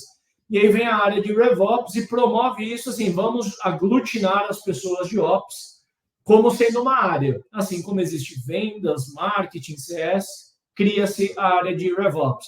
Preciso nascer com RevOps? Não. Preciso... A minha primeira pessoa de Ops já responde direto para o CEO? Não. Começa dentro de algum organograma que já existe. Mas em algum momento essa área ela tende a se tornar uma área estratégica, uma área protagonista, que deixa de ser só back-office e se torna uma área mais protagonista. Essa área, para mim, pessoal, ela é a chave para, principalmente quando o seu CRM se torna um processo muito crítico dentro da empresa, essa é a área que tem as respostas de assim, que CRM usar, como implementar, como integrar. É a área dona, né? É dona dos processos, dos dados e das tecnologias. Isso está, acho que se eu não estou enganado, logo no meu primeiro takeaway. Então, caminhando aí para a reta final, acho que mais uns 20 minutinhos aí nos takeaways, o primeiro takeaway que eu trago é uma continuação de RevOps, não? Um pouco de uma sugestão de como implementar. De certa forma, teve na minha fala ali, eu vou reforçar alguns conceitos. Existe uma parte do processo comercial, muitas vezes muito negligenciada, ou às vezes nem tanto negligenciada, mas carece de um dono, que é assim, quem cuida dos dados, dos processos e das tecnologias da área de vendas. Normalmente, é a pessoa que não tem tempo, é o CEO da empresa, é head de vendas e por aí vai, e essas coisas acabam não recebendo a devida tratativa, né? Eu falei várias vezes, CRM fica na mão de uma pessoa que não tem tempo de dar manutenção. O processo fica na mão também de uma pessoa que não tem tempo. Quem está revisando os SLAs? Quem que está olhando os dados? Quem cuida dos dados? Trata os dados? Cria análise de gargalo, torna o dado acionável, cria dashboard. A gestão normalmente não tem tempo, tá? Então, de um lado, a gente tem uma série de assets dentro da nossa empresa que a gente já paga por isso, a gente já produz, a gente depende disso para a operação funcionar, mas a gente não está tirando proveito disso. De outro lado, a gente tem as áreas produtoras e usuárias dessa informação, as áreas clientes, digamos assim, marketing, tem processo, tem tecnologia e gera dados o tempo todo. Vendas, idem, customer success, idem, financeiro, idem. By the way, essas áreas normalmente estão ilhadas dentro das empresas, né? Marketing para um lado, vendas para o outro, customer success. E o que incentiva essas ilhas, ou silos, né? Acho que silo é uma palavra mais falada, esses silos, Porque normalmente cada área dessa tem o seu próprio sistema. Então, o marketing tem o sistema dele, vendas tem o sistema dele, tem uma conexão muito simples e tosca ali, que linka uma ferramenta com a outra e manda o nome e o e-mail do lead de um lado para o outro, mas não é bem uma integração. E as áreas têm que se virar com isso que tem. E normalmente a área de RevOps, ela vem para estabelecer uma governança e uma harmonia entre tudo isso. Tanto uma harmonia entre as áreas, quanto uma governança e um cuidado com os dados, os processos e as tecnologias da área. Sendo um pouco, não vou dizer antigo, mas talvez um pouco mais tradicional, se a gente for pensar uma empresa tradicional que implementa ERP, ela normalmente tem uma área de TI, que é dona daquele ERP, e é dona também dos servidores do ERP, é dona de tudo que orbita em torno do ERP. Eu diria assim, a área de RevOps está para o CRM e toda a órbita do CRM, assim como uma área de TI está para o ERP e tudo que orbita no ERP. E dá para a gente pensar que, normalmente, dentro das empresas, a área de TI é uma área estratégica, né? Não é uma área que está debaixo, assim, está debaixo do ADM, lá tem um carinha de TI. A não ser quando é um TI só baseado em chamado interno, né? Helpdesk, sem desmerecer ninguém aqui, acaba sendo uma área menos estratégica, digamos assim. Mas a área de TI, que tem a chave do cadeado do ERP, normalmente essa área ela senta na mesa onde sentam os caras grandes, né? Então, eu vejo um caminho similar aí para esse papel / área de RevOps. Uma outra recomendação, e aqui eu acho que está ao alcance de todo mundo trabalhar com isso, e desde o dia zero a gente trabalha com isso na Hamper, até porque eu já carreguei isso de outras empresas que tinham essa cultura de criar ritmo de acompanhamento mensal. Eu fiz uma publicação ontem no LinkedIn sobre isso. Inclusive, essa imagem ela é a mesma que eu usei na publicação. Essa é uma fotografia de um dashboard da Hamper ontem. Coisa linda de acompanhar. Assim, poderia até estar melhor, porque a gente vê que em algum momento teve um descasamento. Mas o que eu quero dizer com isso? Aqui estão os dias do mês, e a gente vai acompanhando mês a mês o que está projetado e o que está executado, o que está projetado e o que está executado. E isso daqui estabelece o diálogo, estabelece o pulso da área comercial. A liderança da área comercial, que é o Kesley, faz reuniões diárias com o time para acompanhar se a gente está dentro do ritmo ou não. Se a gente está dentro do ritmo bem, o que a gente tem de aprendizados, o que dá para melhorar. Se a gente está fora do ritmo, é o que a gente deveria estar fazendo, ou qual que é o plano de ação que a gente sai dessa reunião, dessa daily, que a gente vai executar, que vai nos colocar de volta no ritmo. O mês de novembro é um mês bastante interessante do ponto de vista de exemplo, porque quando foi aqui, por volta do dia 22, pode ver que o descasamento ele começa ali por volta do dia 22. No dia 22, dá para ver que tem quase um dedo de distância entre o que estava projetado e o realizado. Acendeu a luz amarela na Hamper. A própria gestão se procurou, e aí junta eu com líder de marketing, líder de vendas, líder de CS. A gente pega um aquário aqui na Hamper e discute assim, galera, estamos em 80% do month to date. Temos, 5 dias úteis pela frente antes do mês acabar. O que está em tempo de a gente fazer? Porque se a gente seguir o curso da história, daqui para frente a gente não bate meta. E acho que está todo mundo aqui committed que a gente tem que chegar na meta. O que a gente vai fazer? A gente ficou 1-2 horas discutindo, uma terça-feira de manhã, uns 10 dias atrás, saímos com um plano de ação que cada uma das áreas ia desempenhar. 5 dias depois, a gente estava de volta no mais ou menos os 100% do month to date. Tem ainda um pouco mais de história desse mês aqui, mas eu estou falando a todo momento de month to date e não expliquei o que é. Month to date é uma forma de você analisar o progresso que você está tendo no mês em base diária.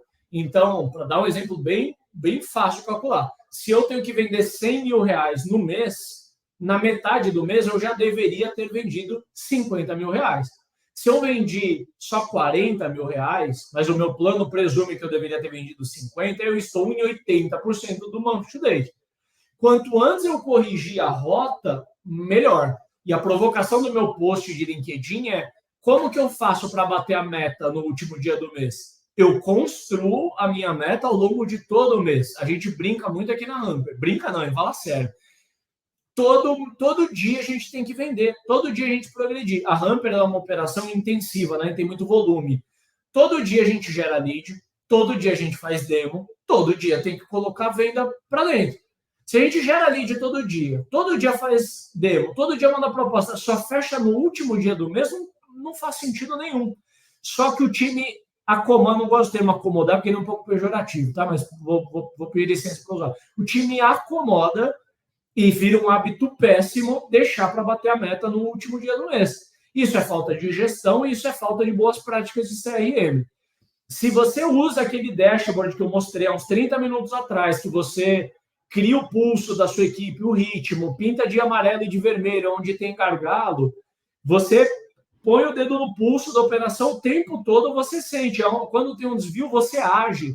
Você não precisa esperar cair em 50% do MTD para você tomar uma ação. Às vezes o paciente já morreu, já não tem mais o que fazer. Aquele mês você não salva mais. Mas para todos os efeitos, é muito bom quando você controla e chega no dia 10, você já fala assim, cara, o curso do mês está meio estranho. O desvio ele já embicou para a direção que a gente não quer.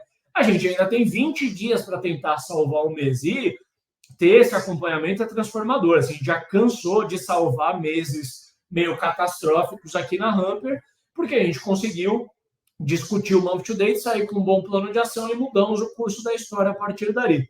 Mas para fechar essa parte do Month to Date, eu falei, né, que ia deixar uma curiosidade no ar se a gente bateu a meta da Hamper ontem ou não. Nós batemos 8 horas da noite, não é o cenário ideal, mas dá para ver, assim, essa minha print aqui foi ontem mesmo, ontem 11 horas da manhã. Olha o tamanho do dente que a gente tinha entre o realizado e o projetado. Eu acho que a gente tinha um gap aí, de, sei lá, a gente devia estar em uns 90% de onde a gente deveria estar, talvez até uns 80%. E a gente precisava um pouquinho ali do milagre do fim do mês para chegar na meta. E aqui entram atributos que vem um pouco menos ao caso, que eu estou dando uma aula mais de CRM, um pouco mais aterrissada em métodos científicos, digamos assim. Mas existe um lado da venda também, que eu particularmente gosto muito, sou um grande defensor, que é a gestão da atmosfera da área, do emocional da galera. E aí ontem, se a gente fosse olhar puramente para a ciência e porque o número nos dizia, o número apontava que a gente não ia bater a meta. E aí, cara, a gente se conforma, a gente lutou até aqui, foi um mês bom pra caramba, a gente vai chegar no último dia do mês e falar, pô, não tem forecast, galera, vamos chegar. E aí contamina o time, o próprio time se contamina, né? O time é bem responsivo, assim, a performance deles. Então, o próprio time começa assim, um vendedor já fala, galera, eu não tenho mais de onde tirar. O outro fala, cara, eu acho que eu consigo compensar. Eu tinha R$1.000 que ia entrar mês que vem, eu vou ligar para o cara agora, ver se consigo. Enfim, passamos o dia nessa jornada, que eu acho que todo mundo aqui conhece bem, de correr atrás da meta. Ontem, 8 horas da noite, a gente pôde celebrar a nossa meta. A gente gravou um videozinho ali, soltou nas redes sociais, mas enfim, pontuamos aí mais um mês e seguimos adiante. Nem sempre o Month to Date ele vai ser cadenciadinho, perfeito. Tem um monte de variáveis que a gente não controla, né? Variáveis humanas. Tem tanto o emocional do nosso time e tem o lado do cliente também. Quando o cliente não quer contratar, né, é difícil. Mas se você faz uma gestão próxima, você perde um negócio, você já cria uma estratégia de como que você vai compor trazendo um outro. E vai cadenciando isso rumo a chegar ao resultado que você quer. Um outro takeaway ligado aí também à previsibilidade, né, a uma gestão de ritmo, forecast. A área de vendas, eu diria assim, quando a gente faz reuniões de vendas, e são dailies, né, que a gente faz aqui, todo dia o Kesley faz uma daily com o time dele. Quando ele não está discutindo ritmo, ele está discutindo forecast. É sempre esses dois ângulos de olhar. O forecast, eu não recomendo discutir todo dia, fica maçante. O forecast ele não é tão dinâmico que todo dia ele sofre grandes mudanças. O ritmo ele é um pouco mais. A gente não pode ficar 3 dias com um gargalo que poderia ter sido visto lá na terça-feira, tá certo? Agora, o forecast ele é um pouco menos dinâmico, mas tem que olhar para ele também. Como que a gente define forecast aqui na Hamper? A gente concatena 3 dados do CRM. O primeiro é que produto que está sendo negociado, e a partir do produto eu sei o valor. Então, primeiro ponto que eu preciso saber para gerar forecast, valor que está sendo negociado. Segundo ponto, data de fechamento. Um ponto de cuidado aqui, galera. Quando a data de fechamento é obrigatória, a pessoa do time de vendas vai lá e coloca para dia 31/12. Tipo assim, joga lá para... Agora não vai ser o exemplo que eu vou dar, né? Porque a gente já está adentrando aí, já está em dezembro, mas vamos dizer que a gente está mais no começo do ano. A pessoa joga para 31/12 ali só para garantir, né, que ela vai conseguir terminar de cadastrar o lead. E aí, qual que é a curacidade, qual que é a confiança que você tem naquele dado? Não é nenhum. Então, aqui na Hamper, o time é cobrado, né? Existe um acompanhamento sobre data de fechamento, porque isso gera informação não só para o time de vendas, é informação que eu tomo decisão com base nisso, eu posso levar numa reunião de conselho se eu achar que cabe. Então, eu preciso confiar, eu preciso ter uma curacidade, é muito diferente você dizer que fecha até sexta-feira e fecha até o final do mês. Para o time às vezes não tem essa sensibilidade da diferença, mas para quem está na gestão, a gente sabe que faz muita diferença um dinheiro entrar até sexta-feira dessa semana ou entrar no final do mês, ou entrar daqui 3 meses. E o terceiro é o campo de probabilidade. E aí o campo de probabilidade, eu sugiro trabalhar, né, com o básico aí, você trabalhar com 25%, 50%, 75%. Que significa mais ou menos aqui na Hamper, assim, 25%, eu não estou nem sentindo muito cheiro de venda. Eu ainda não sei se eu estou falando com o tomador de decisão, eu ainda não sei se tem budget para contratar, eu vou manter em 25%. Parece que o papo foi bom, mas eu ainda não sinto cheiro de dinheiro. 50% eu já falo, opa, tem cheiro de dinheiro, até porque é metade da probabilidade. Então, minimamente, eu já fala assim, estou falando com quem toma a decisão, essa pessoa já me sinalizou que tem budget que ela vai contratar, só que ela está olhando o Hamper e um competidor, então eu não posso ser presunçoso e dizer que eu já ganhei esse deal, porque ele está avaliando ainda um competidor, até ele assinar o contrato, a bola está em jogo. 75% aqui na Hamper para nós, assim, ele já verbalizou, o lead falou assim, vou fechar, conta com a assinatura do meu contrato até dia tal, vou fechar o que a gente combinou. Mas por que não é 100%? Porque uma coisa é a palavra, outra coisa é a TED na conta, e só pode dar ganho quando tem TED na conta, DocuSign assinado, aí beleza, aí vale dar ganho, senão até lá tudo pode acontecer, já cansamos de ver, acho que é natural, venda que já estava verbalmente fechado e vira pó, né? Por que é importante a gente concatenar esses 3 campos e trabalhar a probabilidade? Porque aí a gente faz a gestão do nosso processo ao longo do mês, olhando para algo parecido com isso aqui. Digamos que é dia 20 na Hamper. Digamos que a nossa meta é vender 80 mil reais naquele mês. Chegamos no dia 20, vendemos 50 mil. Pô, nada mal, performamos bem até ali. O que eu preciso olhar?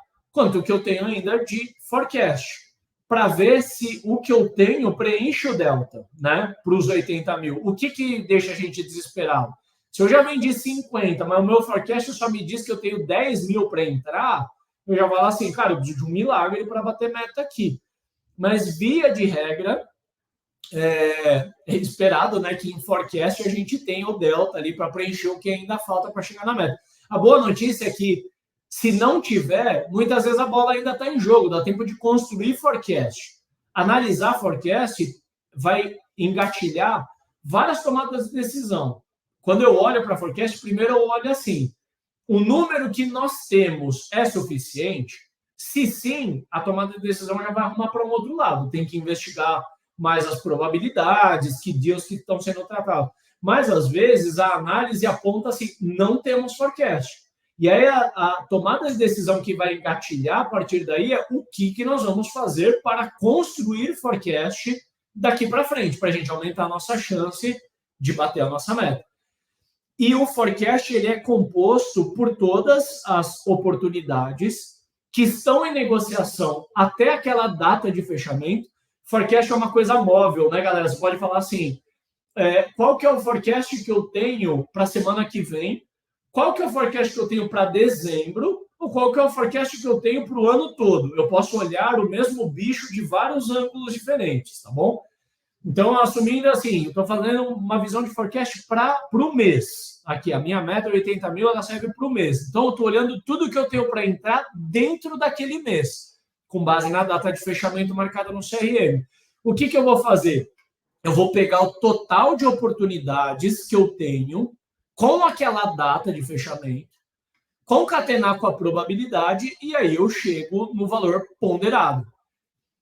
O meu forecast é a soma de tudo o que eu tenho em negociação na rua até aquela data de fechamento, respeitadas as probabilidades, tá? Talvez explicando parece um pouco complicado, mas não tem nenhuma ciência de foguete aqui, é quase que uma regra de 3 aqui, tá, galera? Para chegar no número aqui, não tem nada de outro mundo aí, super factível de a gente ter isso na nossa operação.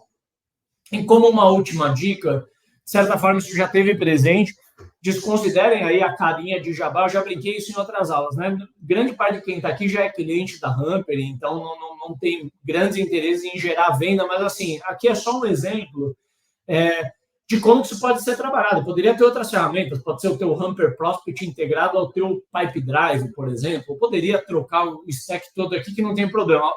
Vale mais a pena a gente fixar o modelo proposto menos as ferramentas, que é o seguinte: uma das boas práticas de CRM e que vão contribuir para manter o vendedor focado no pipeline ativo é você automatizar o reengajamento das oportunidades perdidas do seu CRM com base nos motivos que elas foram perdidas.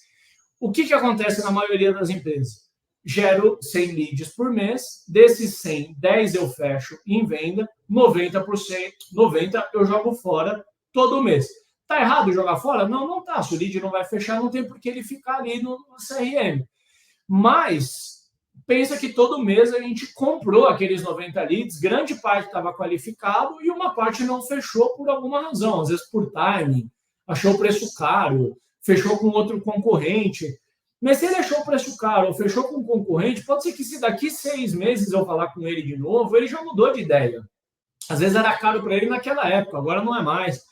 Se ele contratou o concorrente, mas já deu tempo de ele ter dissabores com o meu concorrente. Ou se era time, coisa que a gente escuta muito aqui na Humper.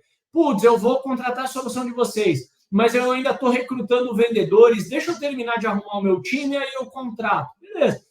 Às vezes o vendedor pergunta, quanto tempo você acha que vai levar? O cara, olha, cara, eu acho que vai ser lá mais para março do ano que vem. O que o vendedor aqui faz? Perde o lead, joga fora e marca que perdeu por timing. Porque é uma venda para daqui 4 meses. O vendedor não vai ficar estressando essa venda daqui até lá. Só que o que acontece na maioria dos casos, o vendedor dá perdido e nunca mais revisita aquele lead. Ah, mas se ele for organizado, ele põe um follow-up futuro. Pois é, mas tem alguns sis no meio do caminho. Se ele for organizado, mas e se ele sair? Se ele sai da empresa? Esquece. E se ele não lembra de pôr o follow-up? Enfim, e se a empresa não tem o hábito de reprocessar leads perdidos? Então, aqui na Humper, a gente tem esse hábito, a gente, como toda empresa, perde lead por várias razões. Perde lead por conexão, às vezes o lead pede contato no nosso site e desaparece depois. Motivo de perda, a conexão. O vendedor tenta ligar 5 dias seguidos, não consegue falar, dá perdido. E às vezes a gente reprocessa aquele lead 3 meses depois e ele volta. Vai entender. Às vezes a gente perde por timing. Eu descrevi um exemplo de timing. Pô, eu não vou fechar agora, me liga daqui uns 6 meses que eu preciso arrumar a casa aqui agora. A gente vai lá, pum, perde por timing. Às vezes a gente perde por preço, às vezes a gente perde por um competidor e a gente dá loss. E aí, para cada motivo desse, a gente já tem via integração, né? Se perdido por timing, esse lead vai ser reengajado daqui 3 meses, vai sair um e-mail automático em nome do vendedor, falando, ó, a gente teve a conversa, papapá, e a gente reengaja. A gente sempre reprocessa, primeiro na etapa de prospecção, porque, assim, não recomendo voltar para o pipeline, o lead, assim, deu 3 meses, ele volta sozinho. Ele não é um lead, de fato. Você vai ter que investigar. Você vai abordar ele, reestabelecer a conexão, E se ele realmente tiver interesse em retornar, aí você ativa ele novamente no seu pipeline. Caso contrário, beleza, ele morre ali na prospecção, você tentou um contato com ele, mas não conseguiu.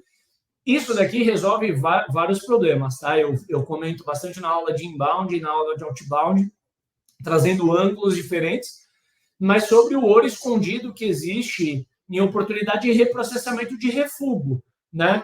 Pensa, de novo, a gente compra 100 leads por mês, 10 a gente fecha, 90 joga fora. Se os 90 que a gente jogou fora lá em agosto, dos 90 a gente reprocessa e vende 1 ou 2 agora em dezembro, já pagou, cara, tranquilamente a conta do trabalho de ter reprocessado isso daí. Muita gente olha pouco, porque a gente só olha para o topo do funil, pipeline ativo, e esquece que a empresa já comprou lead para caramba ao longo do percurso. Tá aí uma boa prática. Não recomendo deixar o vendedor trabalhando os leads perdidos, porque consome do cognitivo. Ou ele está trabalhando no pipeline ativo, ou ele está fazendo campanhas de prospecção e de reengajamento de leads. Não está proibido a mesma pessoa fazer os dois. Mas é fato que desconcentra. O tempo que ele está falando com os leads que ele perdeu 3 meses atrás, ele não está atendendo o lead que está com proposta na rua e estava precisando de um follow-up para fechar. Beleza, galera? Foi todo o conteúdo aqui. Deu pouca coisa mais do que 1h30. Temos tempos para perguntas aí. Temos uma sessão de Q&A de 20 a 30 minutos. Vou ficar contente aí em tirar as dúvidas da galera e ainda mais contente se eu souber que todo mundo conseguiu ir embora com as dúvidas esclarecidas. Fiquem à vontade aí para mandar perguntas.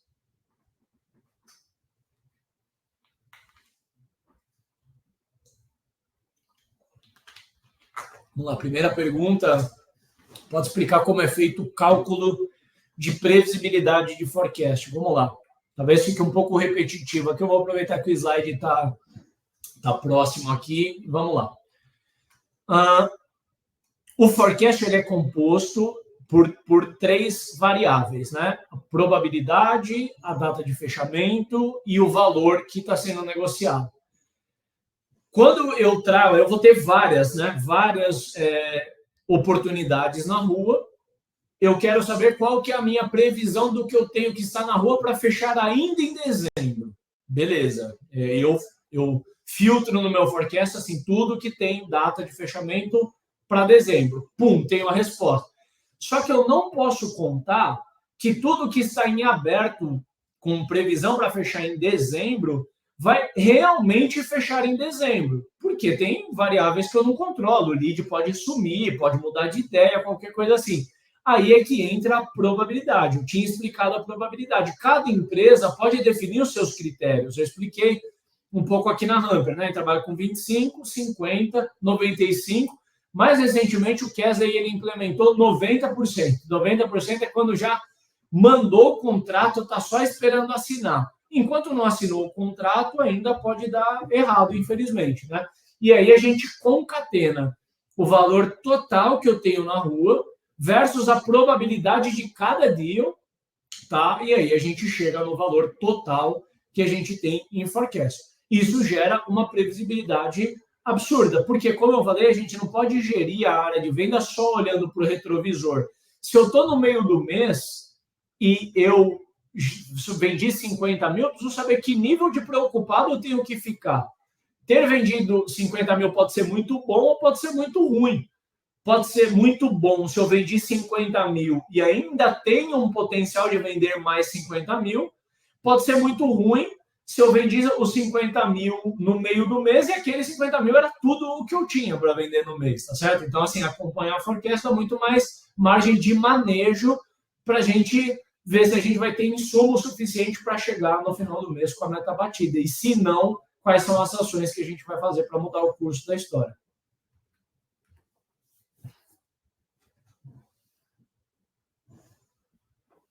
Quais etapas evitar no funil que atrapalham o processo? Tá, vamos lá. Eu vou ter que ser criativo e consultar bastante na memória. Assim, eu acho que assim, as etapas que são bastante comuns, etapa como stand-by e etapa como on-hold, que normalmente é a mesma coisa, eu só mudo o termo. Para mim, ela é a mais destruidora. Eu acho que ela ela é meio despretensiosa quando a gente cria, porque a gente fala assim, pô, o lead sumiu. Mas, nossa, é um lidão que eu queria fechar muito. Tipo assim, é uma conta enterprise, putz, a gente é louco para fechar com eles, caiu na nossa rede aqui, tá no pipeline. Só que o lead desapareceu. Não consigo falar com ele, ou ele mesmo está me dando uma canseira, fala assim, me liga daqui 2 meses. E aí o que a gente faz? A gente vai e cria aquele puxadinho no CRM, que é a etapa chamada on-hold. Ela nem encaixa em algum lugar certo, às vezes fica muito no começo, às vezes muito no fim. Qual que é o problema de ter uma etapa como essa? Você não consegue trabalhar com isso daqui, que para mim é um pouco do estado da arte de gestão de CRM. Para você gerar essas estatísticas, você tem que ter um processo que ele é sequencial, porque daí você gera as taxas de conversão, você gera os gargalos baseados em lead time e por aí vai. Se você cria uma etapa de on-hold, o que acontece com essas métricas? Elas quebram inteiro. Porque se o vendedor, ao invés de dar lost, ele coloca no on-hold ou no stand-by, ele nunca dá lost. Porque ele sempre acha que aquele lead ele ainda pode ser trabalhado e ele ainda vai fechar. Você não consegue tirar a taxa de conversão, o vendedor não fica com o lead time ruim, porque sempre que o lead vai sair do ciclo médio de venda, para não pintar de vermelho, o que ele faz? Ele vai e bota na etapa stand-by, porque daí ele fala, opa, aqui eu estou imunizado, aqui eu estou protegido. Então, para mim, o maior ofensor é etapa stand-by. Agora, existem várias formas de você estabelecer o seu processo, suas etapas do seu pipeline de forma errada. Dentre as várias que existem, é por atividade. Né? Eu vejo, às vezes, funil de vendas que lá está assim, as etapas é enviar e-mail, enviar a apresentação da empresa, depois agendar call, depois enviar proposta, depois fazer follow-up. E o CRM ele não presume a gestão das atividades. A gestão da atividade ela é intrínseca no CRM. Você vai mandar e-mail, você vai fazer follow-up. Normalmente, os CRMs têm a tela de atividades para isso. A tela de Kanban, né, a tela de gestão de pipeline ativo, ela é baseada em gestão da oportunidade. Então, a oportunidade ela tem que estar na etapa que reflete a realidade. Essa oportunidade está em negociação. Eu já mandei a proposta, eu estou aguardando, o cliente pediu uns ajustes e tal. Então, está em negociação. Aí, para mim, faz muito sentido.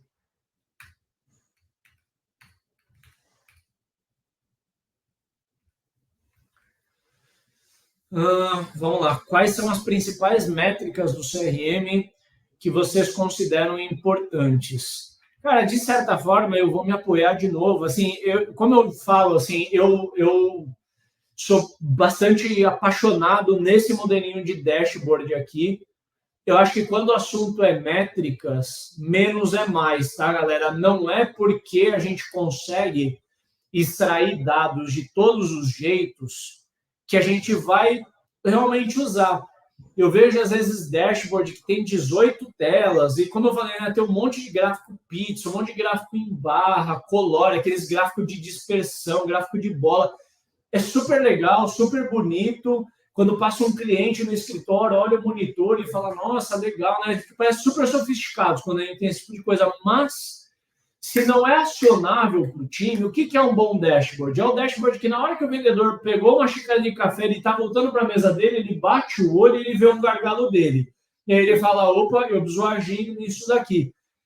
Então, para mim, métricas importantes, taxa de conversão por etapa, aí a taxa de conversão de lead para demo, de demo para proposta, de proposta para ganho, lead time por etapa e dados de volume. Dados de volume também é importante. Eu falei um pouco menos sobre isso, mas dados de volume, que é assim, se o vendedor precisa receber 60 leads por mês, se ele está recebendo 60 leads por mês, porque se ele recebe 40 ao invés de 60, o dashboard precisa de alguma maneira avisar, porque senão a gente está dando muito menos condições daquele vendedor chegar no número dele. E aí não adianta criar grito de guerra, não adianta cobrar, fazer pressão no time de vendas, etc. Porque se você não tem insumo suficiente para chegar, a não ser que a sorte te acerte com muita força, você vai bater a sua meta. como não é legal ficar contando sempre com a sorte, o melhor é garantir que numericamente a gente tem a probabilidade que a gente precisa para chegar na nossa meta.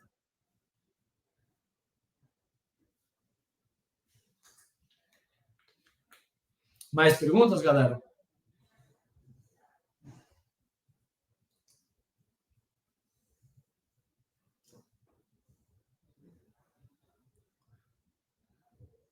Boa. Fechou então, galera? Vou entender que não tem mais perguntas. Gente, se alguém ficar com alguma pergunta em aberta, né? Estamos num ambiente mais reservado aí de clientes e tudo, fiquem à vontade para me procurar. Meu e-mail é ricardo@hamper.com.br. Enfim, não durmam com dúvidas aí. Qualquer coisa, é só me chamar, vou ter prazer aí em endereçar. E faltam 2 aulas aí para a gente chegar no fim. Segunda e terça a gente tem esse compromisso estabelecido. Na segunda e na terça a gente volta para o horário normal ali, das 19 horas, para não competir com o horário de trabalho. E a gente se vê lá. Fechou, galera? Valeu, excelente mês de dezembro para todos. Ótimo final de semana. Descansem aí para renovar as energias, para a gente dar esse gasto final do ano aí, entregar um belo resultado das nossas empresas em 2023. Contem comigo e com a Hamper aí. Espero que essas aulas ajudem muito no resultado de vocês para 2024. Um abraço, até breve. Do you believe me?